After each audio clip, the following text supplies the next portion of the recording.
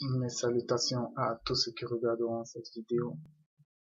Si je viens auprès de vous à ce moment que le Père, dans sa grâce immense, rend encore disponible, c'est pour partager avec vous la parole qui est esprit et vie, la parole qui donne vie à toutes choses.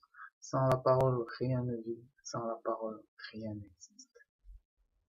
La parole est la vérité, la parole est le but, la parole est la fin.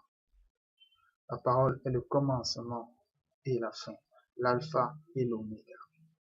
Sans la parole, rien n'existe. Et après la parole, rien n'est.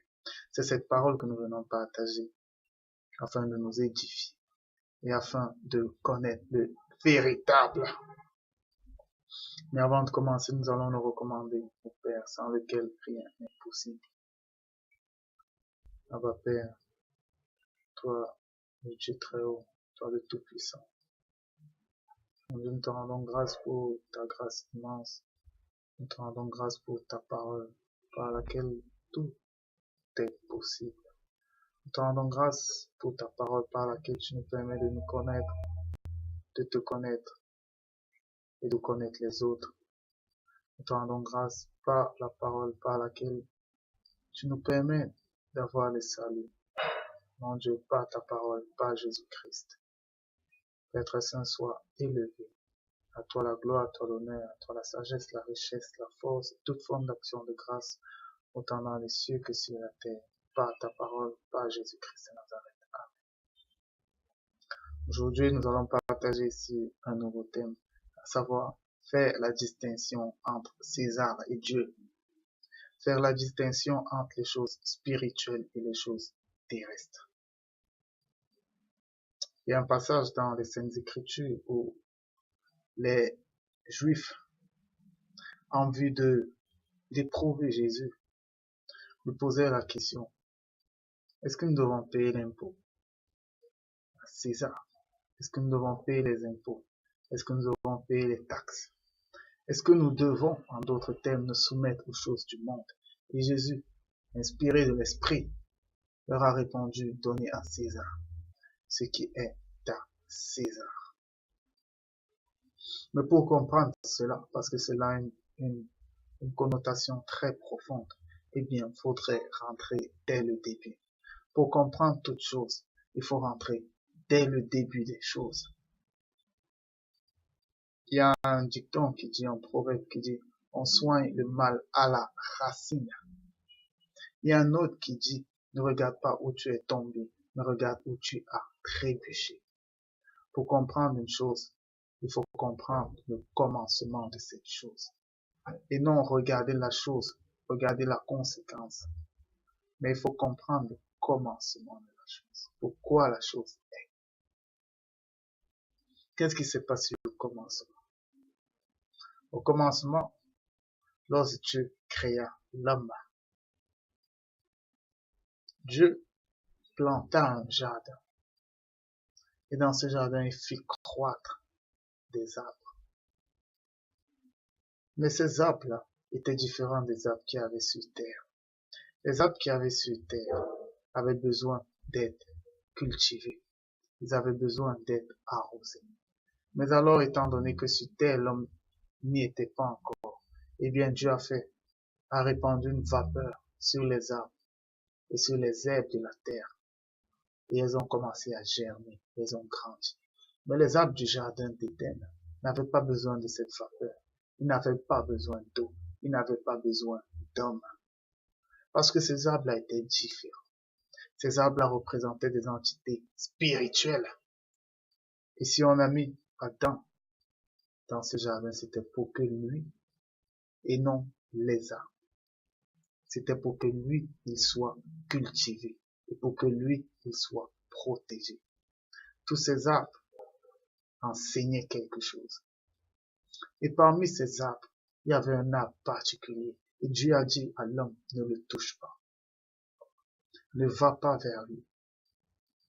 Parce que le jour où tu iras vers lui, tu mourras. Et c'était l'arbre de la connaissance du bien et du mal. En d'autres termes, c'était l'arbre de la loi. Parce que la loi consiste à connaître ce qui est bien et ce qui est mal. Mais Dieu déjà ne voulait pas que l'homme ait cette connaissance. Parce que dans cette connaissance se cache le péché. Et dans le péché se cache la mort. Étant donné que lorsque l'homme connaît, il est livré au péché de nature parce qu'il est charnel. Aucun homme ne pouvait rester en présence de Dieu. Qu'est-ce qu'il s'est donc fait? Lorsque Ève est enseignée sur ce qui est bien et ce qui est mal, et qu'elle enseigne également son mari Adam sur ces choses vers lesquelles le diable les a poussés, parce qu'il savait que derrière ces choses se cachait le péché dont il est le père. Il savait qu'en envoyant Adam vers ces choses, il serait soumis à lui, car soumis au péché. Adam, à ce moment précis, on dit que cet arbre était précieux pour ouvrir l'intelligence. Ça veut dire à ce moment, Adam est devenu intelligent. Il est devenu sage. Mais il est devenu sage selon l'homme. Selon l'homme et non selon Dieu. Il est devenu sage selon lui-même. Il a pris conscience de plusieurs choses. Il a pris conscience qu'il était nu. Il a pris conscience qu'il fallait qu'il se nourrisse. Il a pris conscience qu'il fallait qu'il travaille, qu'il use de sa sagesse qu'il avait actuellement pour cultiver le sol et pour se nourrir. Là, sa sagesse lui devenait utile. Et qu'est-ce qui se passe à ce moment précis? Dieu, le Père, dit donc, maintenant que l'homme est semblable à l'un de nous, connaissant ce qui est bien et ce qui est mal, qu'il ne s'approche pas de l'arbre de la vie, de peur qu'il ne vive éternellement. Et Dieu a éloigné l'homme de lui. Qu'est-ce qui se passe à ce moment précis? Qu'est-ce qui se passe à ce moment précis? Pourquoi Dieu éloigne l'homme de lui? Dieu lui-même répond et dit, parce qu'il est comme l'un de nous, parce qu'il connaît le bien et le mal. Dieu ne partage pas la connaissance du bien et du mal avec les hommes. Sinon, tu deviens comme lui. Dans le spirituel, Dieu ne partage pas la connaissance du bien et du mal avec l'homme. Dans le domaine spirituel, l'homme est comme Adam en Jésus-Christ. Ça veut dire l'homme est aveugle. Si vous voulez vivre dans le spirituel, si vous voulez vivre dans le salut de la grâce, vous devez être aveugle de la connaissance du bien et du mal. L'homme connaissant maintenant, il ne pouvait plus demeurer dans le spirituel. Ayant la connaissance de ce qui est bien et ce qui est mal, ayant l'intelligence, il ne pouvait plus demeurer avec Dieu. C'est pourquoi Dieu l'a éloigné de lui, pour qu'il aille vivre sur la terre. Parce que sur la terre, il pouvait user de cette connaissance. Voilà la distinction. L'arbre de la vie éternelle, est demeuré dans le jardin d'Éden. Adam n'a jamais été enseigné selon la vie éternelle parce qu'il n'a jamais mangé du fruit de l'arbre de la vie. Il n'a jamais mangé de ce fruit. Mais maintenant, il a mangé du fruit de la loi. Il a mangé du fruit qui ouvrait son intelligence. Et il est allé avec cela sur terre. Parce que ça lui était utile sur terre. Lorsque vous vivez sur terre, vous devez user de votre intelligence pour vivre. Vous devez savoir qu'en écrivant, cela vous produira des choses. Vous devez savoir qu'en faisant des sillons, en les arrosant, ça germera. En mettant de l'engrais, vous rendez vos terres plus fertiles. Ça, c'est de l'intelligence humaine. Ça découle de la connaissance du bien et du mal. Ça découle de la loi. Mais la loi, elle est bonne sur la terre. Elles ne concernent pas la vie éternelle. Ce qui concerne la vie éternelle, c'est l'arbre de vie. Et cela est resté dans le jardin d'Éden. Voilà la distinction entre les deux. Maintenant, le piège serait de mélanger les deux. Serait de faire croire aux hommes que dans la loi se trouve la vie éternelle. Dans la loi ne se trouvera jamais la vie éternelle. Dans la loi se trouve l'œuvre des hommes qui est récompensée par les hommes et qui vous permet de vivre heureux sur cette terre. Lorsqu'on a donné les lois à Israël, eh bien Dieu leur a dit, lorsque vos enfants vous demanderont pourquoi les lois, les ordonnances et tout ça, vous leur direz c'est pour que vous pratiquiez votre justice à vous, votre justice sur la terre, et pour que vous viviez heureux dans le pays que je vous donne. Le pays qu'on donnait à Israël, c'était un pays terrestre. Les lois sont faites pour vivre heureux sur la terre. Si tu ne mens pas, c'est bon pour toi. Si tu ne voles pas, c'est bon pour toi. Mais ça demeure sur la terre. Tu seras apprécié selon la justice des hommes sur la terre. Mais cette justice n'est pas la justice de Dieu. La justice de Dieu consiste à être comme Adam. Ça veut dire ne connaissant ni le bien ni le mal. En d'autres termes, vous êtes libérés du péché. Parce que le péché réside dans la connaissance du bien et du mal.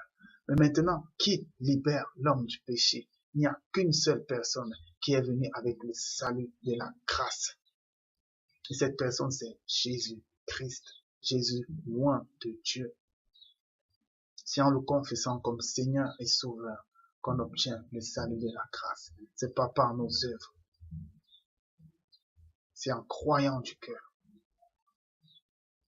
qu'il est mort, il est ressuscité. Et maintenant, il vit, il est à la droite du Père et il intercède pour nous. Il est notre but, il est notre vie. Croire en Christ, ça veut dire renoncer à soi-même pour le suivre. Croire en Christ, ça veut dire ne pas avoir honte de parler de lui. Ça veut dire tout le monde doit connaître votre qualité de disciple de Christ. C'est vivre par l'esprit. C'est écouter la voix de l'esprit et pas la voix des rudiments. Pas la voix de la loi. La grâce est imméritée. La grâce est une sélection de Dieu. Ça ne dépend pas de vos prières, de vos jeûnes. Corneille priait et jeûnait et faisait de l'aumône, mais il n'était pas sauvé. Jésus, lorsqu'il est venu sur terre, il n'est pas venu nous sauver de la chair. Il est venu sauver nos esprits. C'est pourquoi il est écrit, les esprits des justes sont transportés des ténèbres pour le royaume du Fils d'amour de Dieu. Nos vies sont cachées en lui. Nos vies sont cachées en lui. Ça ne concerne pas la chair. Ça veut dire votre âme, par la grâce de Dieu, imméritée, elle est sauvée. Mais maintenant, en attendant, vous vivez dans la foi, dans l'espérance. L'espérance d'hériter du royaume des cieux. Vous ne l'avez pas encore hérité parce que vous vivez sur terre. Bien qu'étant sauvé, vous vivez sur terre. Et sur cette terre, c'est votre chair qui vit. Mais dans la chair est emprisonné le péché. Ça veut dire que cette chair, elle est destinée à la mort, que vous le vouliez ou pas. Tout homme est destiné à la mort, parce que dans cette chair se trouve le péché. Nous sommes tous destinés à mourir. Maintenant, de toute façon, il y aura une façon par laquelle vous allez mourir. Vous pouvez être sauvé. Mais vous pensez que le vol va partir, vous demeurerez comme ça. Et un jour, on mettra un caillou sur vous et vous mourrez. Parce que vous deviez mourir de cette façon. Ça, c'est la vie sur terre. Mais la vie spirituelle, c'est le salut. C'est la vie éternelle. Et pour l'hériter, il faut croire que Jésus a ôté le péché. Il faut croire que l'agneau de Dieu a ôté le péché. Et par son sang, vous êtes lavés de tout péché. De tout péché. Ça veut dire vous ne connaissez plus le péché. Celui qui ne connaît plus ce qui est bien, ce qui est mal, devient aveugle. C'est pourquoi dans Ésaïe, je pense 42, il est écrit que les aveugles sont les amis de Dieu. C'est parce qu'ils voient. Parce que lorsque vous voyez, eh bien, vous voyez que vous péchez et vous êtes condamné par votre vue. Mais celui qui ne voit plus, qui pêche, il n'est condamné par personne parce qu'il croit que Jésus-Christ, par l'esprit de la grâce, a ôté son péché, ne lui impute plus le péché, mais lui permet de vivre par l'esprit. Et comment vivre par l'esprit? C'est en écoutant son cœur. Faites ce que votre cœur vous demande de faire. La vie de l'homme, vie de Dieu, repose sur une chose, c'est la sincérité. Soyez sincères avec vous-même. Ne soyez jamais hypocrite. Paul a repris Pierre parce qu'il était hypocrite. Laissez la loi. La loi ne donne pas la vie éternelle, mais la loi permet de vivre heureux sur la terre. Eh bien, si vous ne mentez pas, c'est pour vous que vous ne mentez pas et non pour Dieu. Si vous ne tuez pas, c'est pour vous que vous ne tuez pas et non pour Dieu. Et c'est parce que Dieu a mis cela en vous. Celui qui ment, c'est parce qu'il doit mentir et vous ne pouvez rien y faire. Le jour où Dieu décidera d'enlever cela, il ôtera. Mais ça ne dépend pas de vous. N'allez pas vers l'homme avec déjà une idée de juge. N'allez pas vers l'homme en sachant déjà que tel ce qu'il fait n'est pas bien. N'allez pas vers lui avec cette pensée en disant que vous voulez le changer pour qu'il devienne enfant de Dieu. Vous avez tort. Vous pouvez le conseiller dans le cadre de la terre, que mon frère, si tu dérobes, c'est pas bien. Parce que si tu dérobes, un jour on t'attrapera et peut-être on te lynchera et tu mourras. Mais si c'est pour la vie éternelle n'en a rien à foutre de la loi. La vie éternelle, c'est une grâce imméritée. Ça veut dire Dieu choisit qui il veut. Qui que tu sois homosexuel ou pas, il te choisit, c'est sa grâce. Mais sur terre, ne jugez personne en lui promettant le royaume des cieux. Si quelqu'un est homosexuel, ne le jugez point pour lui dire que parce qu'il est homosexuel, il ne verra pas Dieu. Prêchez-lui la grâce. Dites-lui que la grâce est imméritée. Si tu es homosexuel, crois en Christ. Reconnais-le comme Seigneur et Sauveur.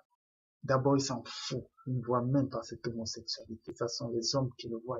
Parce que les hommes jugent selon la loi. Eh bien, reconnais-le. Mets-le en premier dans tout ce que tu fais. Va au désert. Parce que tout commence par le désert. Accepte-le comme Seigneur et Sauveur. Mets-le en premier dans tout ce que tu fais. Médite le jour et nuit. Parle avec lui. Lis les Saintes Écritures. Parce que même dans ces Écritures, il nous inspire à les comprendre. Lis, c'est ça la grâce. Mais la grâce n'en a rien à foutre de qui tu es. Si les hommes te jugent, c'est parce qu'ils ont des lois sur cette terre. Et maintenant, vous pouvez le conseiller en tant que terrestre. Mais ne lui parlez pas du royaume des cieux. Lorsque vous lui parlez de son contexte, dites-lui, mon frère, cette position, ça peut te faire avoir des maladies. Oui. Ça peut te faire tomber malade, ça peut te faire mourir même. Parce que cette façon de faire, ça détruit ton corps. Mais ça n'a rien à voir avec le royaume des cieux. Le royaume des cieux, Dieu ne le reconnaît pas comme ça. Dieu ne connaît pas ce péché. Dieu veut juste qu'il accepte la grâce. Dieu veut qu'il sorte de la loi. Dieu veut qu'il redevienne aveugle comme Adam. Voilà la transgression de l'homme. C'est que l'homme a connu. Et c'est ça qui l'éloigne de l'arbre de vie. Si nous ne connaissons plus, eh bien nous nous rapprochons de l'arbre de la vie éternelle. C'est pour cela que Adam n'a pas eu droit à l'arbre de vie, parce qu'il connaissait le bien et le mal, parce qu'il a connu la loi. Mais maintenant, prêchez aux gens le salut de la grâce. Ne leur prêchez pas la vie sur la terre, parce que la terre est éphémère. Et Paul disait déjà, si nous ne connaissons Jésus que pour notre vie sur terre, eh bien nous sommes les plus malheureux des hommes. De nos jours, tout ce qu'on prêche, c'est la vie terrestre. On vous prêche la guérison de la chair. Ça, c'est du terrestre. On vous prêche la délivrance de démons. Ça, c'est la vie terrestre. C'est pour votre bien-être terrestre. Et Jésus disait déjà à ses apôtres, à ses disciples, lorsqu'il les envoyait et qu'ils sont revenus. Ils ont dit, on chasse les démons, on guérit les malades.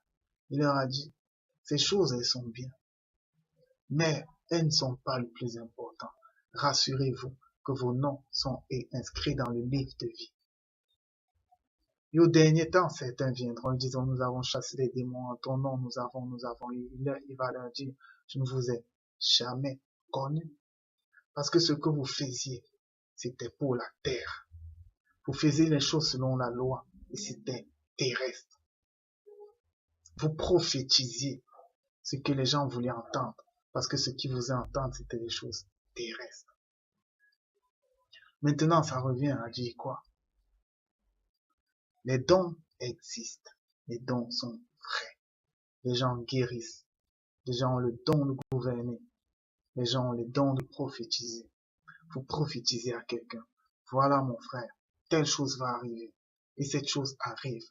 Parce que vos prophéties viennent de Dieu. Ce sont les dons de l'esprit. Vous avez prophétisé du terrestre. Parce que les prophéties, elles sont toujours basées sur le terrestre.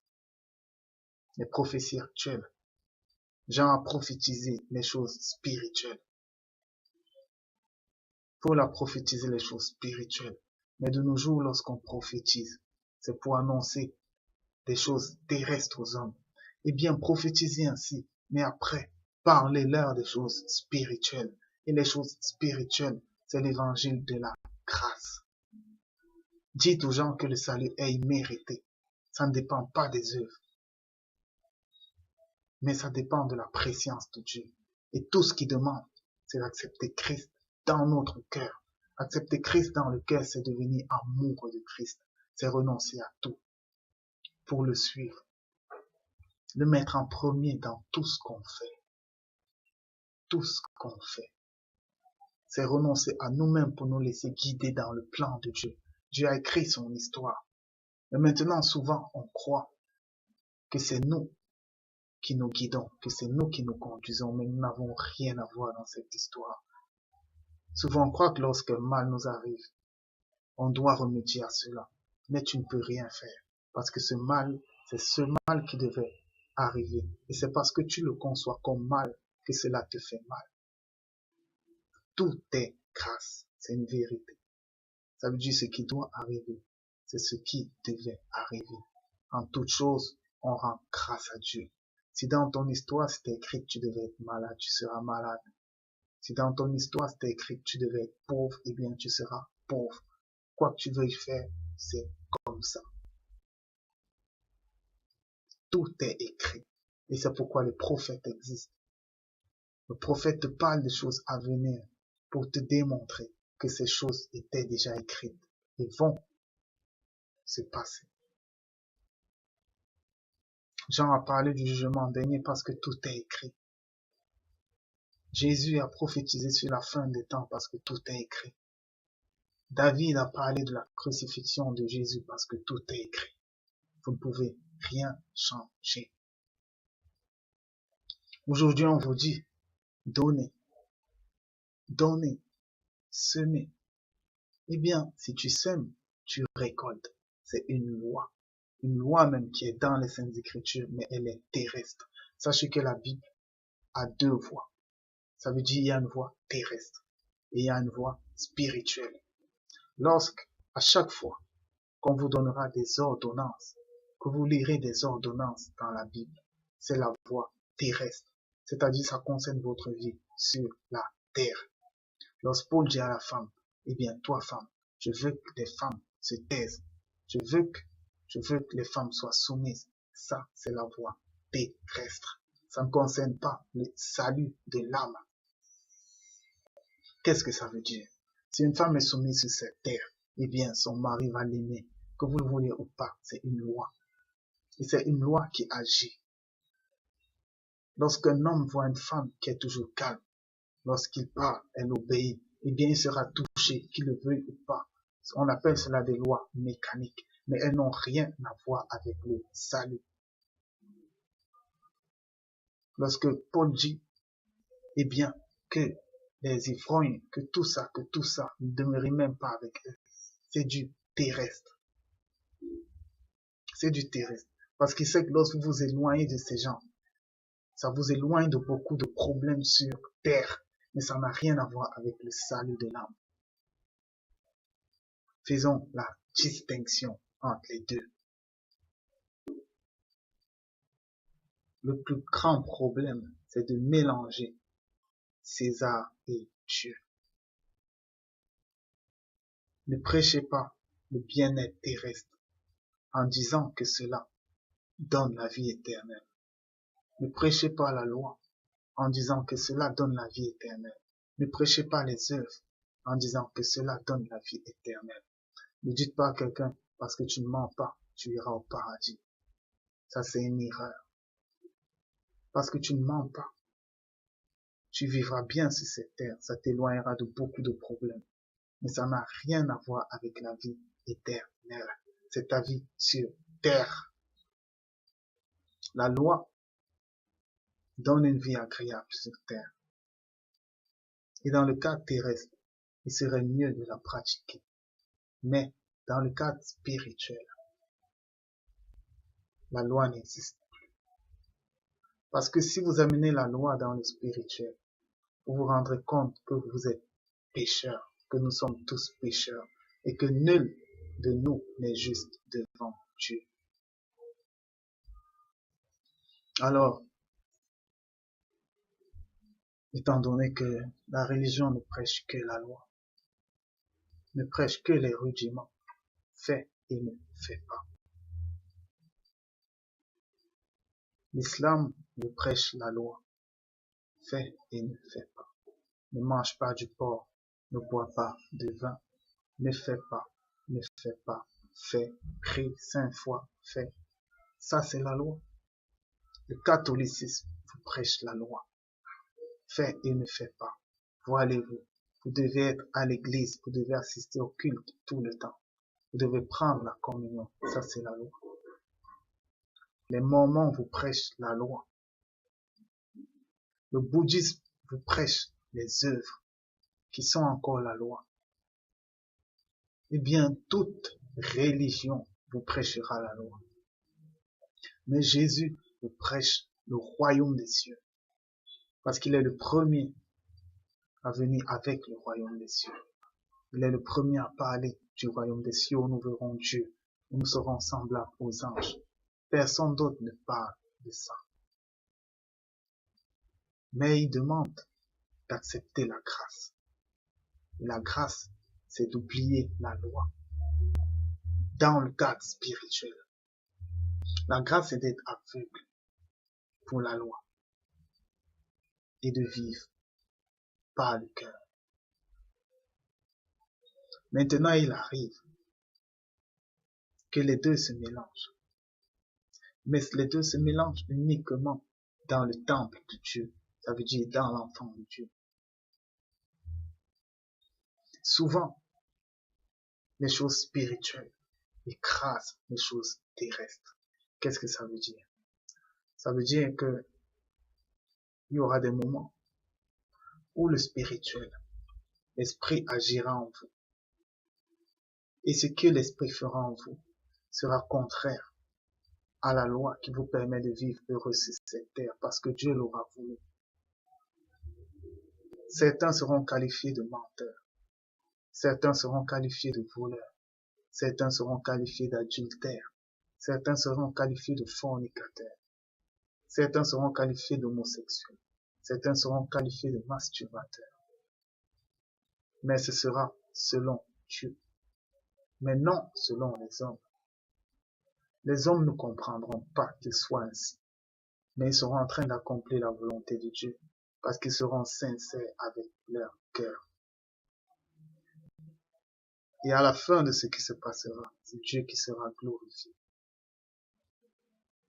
Mais maintenant, évitons l'hypocrisie. Dans un cadre encore d'homosexualité, il y a des gens qui naissent ainsi. C'est la vérité de leur cœur. Et ne les jugez pas. Aimez-les au contraire. Aimez comment? Comprenez-les. Soyez leurs amis, parlez avec eux, mais ne les jugez jamais. Nous n'avons pas la capacité de juger l'homme, de dire tel ira en enfer ou tel ira au paradis. Mais maintenant, il y a certains dans les pays pauvres qui deviennent ainsi par intérêt. Ça veut dire pour avoir de l'argent, ils deviennent ainsi. Ils n'ont pas ça en eux. Ça veut dire qu'ils sont obligés d'user d'hypocrisie envers eux-mêmes pour le devenir et avoir de l'argent. Ça, c'est faux. C'est faux. Et cette chose, tu dois la changer. Parce que tu n'es pas sincère. La voie avec Dieu, c'est la sincérité du cœur. Viens à lui comme tu es. Si en toi, tu es voleur selon la loi des hommes, si en toi tu es menteur, eh bien, viens à lui ainsi. Confesse Christ comme ton Seigneur et Sauveur. Marche en nouveauté de vie avec lui, selon l'Esprit, non selon les conseils des hommes, mais selon que l'Esprit t'enseigne. Mais toi qui fais les choses par hypocrisie, pour un gain ou pour toute autre chose, remets-toi en cause et viens à Dieu selon ta sincérité. Si tu n'es pas dans un état et que tu t'es forcé à l'être, ce n'est pas ton état. Retrouve ton état et viens à Christ. Viens à Christ selon ta sincérité. Laisse les préjugés, laisse les lois des hommes, laisse les sévices du monde et les tribulations du monde. Mais viens à Christ selon ton état. Et il te conduira par l'Esprit. C'est à lui de te changer selon son temps, s'il le veut. Et s'il ne le veut pas, tu demeureras comme tu es.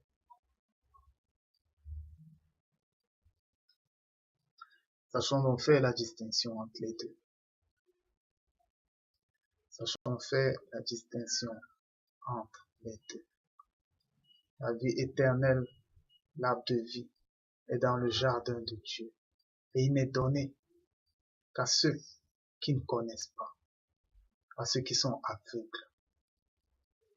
Mais sur la vie sur terre, nous avons besoin d'intelligence pour vivre. Nous avons besoin de connaissances pour vivre heureux. Il est mieux de ne pas tuer. Il est mieux de ne pas mentir. Il est mieux, mais ça c'est la vie sur terre. Ça n'a rien à voir avec la vie éternelle. La vie éternelle est une grâce de Dieu en Jésus-Christ. La vie éternelle consiste à le reconnaître comme Seigneur et Sauveur et entrer dans le désert pour prendre conscience que tout est éphémère, mais que les choses deviennent belles lorsqu'on introduit Jésus dans notre vie. Tout devient plus profond, tout devient plus précieux. Lorsque Dieu envoie Israël dans le désert, il dit que si je vous ai envoyé, si je vous ai éprouvé pendant tout ce temps, c'était pour vous faire comprendre. Si je vous ai éprouvé dans le désert, si je vous ai humilié, c'était pour vous faire comprendre que l'homme ne vivra pas seulement de pain. L'homme ne vivra pas seulement sur terre, mais l'homme vivra aussi de toute parole qui vient de Dieu. L'homme vit du spirituel. L'homme vit du spirituel. Eh bien, jouissez de votre vie sur terre. Aimez tout le monde. Profitez de chaque instant. Mais souvenez-vous de Dieu. Souvenez-vous que c'est lui qui vous donne toutes ces choses. Christ a été transporté par l'Esprit au désert pour les mêmes raisons. Et lorsqu'il fut tenté par le diable, il lui dit la même chose. L'homme ne vivra pas seulement de pain, mais de toute parole qui vient de la bouche de Dieu. Le spirituel prime sur le physique. Mais si nous sommes sur cette terre, c'est pour vivre physiquement, mais étant conduit par le spirituel. Et c'est ça le renoncement. C'est comprendre que si nous vivons, c'est pas Christ. Si nous mourons, c'est pas Christ. Mais maintenant, nous profitons pleinement de notre vie. Nous vivons selon la sincérité de notre cœur. Lorsque nous voulons aimer, nous aimons. Lorsque nous nous éloignons des gens, nous nous éloignons. Parce que c'est pas nous qui mettons le vouloir et le faire en nous, mais c'est encore Dieu. Il n'y a rien de nouveau sous le soleil, et tout ce qui est, c'est ce qui devait être. Si votre femme vous trompe, c'est qu'elle devait vous tromper. Et si vous vous fâchez, ça veut dire que vous la jugez. La douleur n'est qu'une façon de recevoir. Cette douleur que vous recevez en vous, c'est que vous devez recevoir quelque chose de plus. En voyant ça, votre femme qui vous a fait un truc, si vous êtes dans la douleur, sachez que c'est parce qu'il y a des fruits qui arrivent. Si vous gérez cela, vous obtiendrez davantage d'amour pour elle, davantage de pardon, davantage de miséricorde. Comme frère, comme sœur, la vie est belle. Vivons-la pleinement. Vivons-la selon la sincérité du cœur, sans jamais nous laisser astreindre, nous laisser être à nouveau esclaves de la loi, autant de la loi des hommes que de la loi de Moïse, la loi qui nous fait devenir juifs par alliance. Eh bien, vivons, rendons grâce à Dieu en toutes choses, dans le cœur. Nous sommes libres et non esclaves. Soyons sincères et plus que tout, pour ceux qui veulent vivre dans la grâce, eh bien, il faut que Christ, le dispensateur de cette grâce, soit le premier en toutes choses dans nos vies. Il faut que nous soyons amoureux, fous de lui. Et ça encore, c'est pas de notre force, mais c'est Dieu qui le permet. Parce que nul ne va à Christ si Dieu ne l'attire. C'est pourquoi, qu'on refuse Christ, qu'on l'accepte, sachez que cela ne vient pas de nous, mais c'est une grâce de Dieu. C'est pourquoi en toutes choses, rendons grâce à Dieu. Il est le maître des temps et des circonstances. C'est lui qui met en nous le vouloir et le faire. Eh bien, vivons. Les incrédules doivent être incrédules. Et ceux qui croient doivent croire. Vivons nos vies. Aimons, aimons. Vivons pleinement. Savourons chaque instant. Mais en toutes choses, gardons en nous Dieu en premier. Parce que c'est lui qui nous donne toutes choses. Et c'est par lui, pour lui, que nous sommes. J'en ai fini cet enseignement. J'espère qu'il a pu édifier plus d'un. Frères et sœurs, aimons. Aimons tout le monde et ne jugeons personne. Shalom.